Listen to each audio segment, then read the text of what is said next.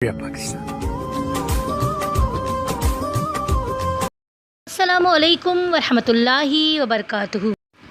مائی پاکستان سیدہ فرحت عرفان کے چینل میں آپ کو خوش آمدید کہتی ہوں۔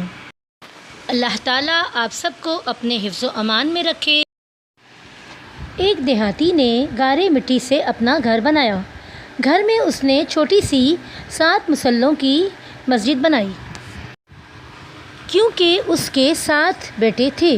تعمیر مکمل ہوئی تو اس نے بیٹوں کو بلایا اور کہا کہ میں چاہتا ہوں کہ مسجد کی لپائی جنت کی مٹی سے کروں۔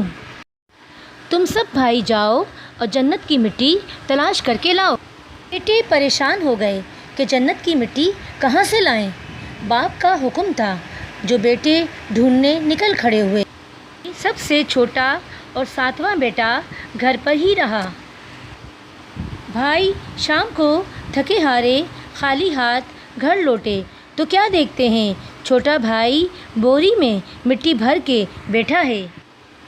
باپ نے پوچھا، بیٹا گھر بیٹھے جنت کی مٹی کہاں سے مل گئی؟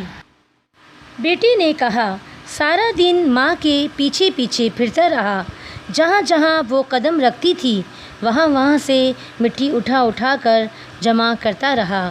یہ وہی مٹی ہے۔ بے شک ماں کے قدموں کی خاک جنت کی مٹی کے برابر ہے۔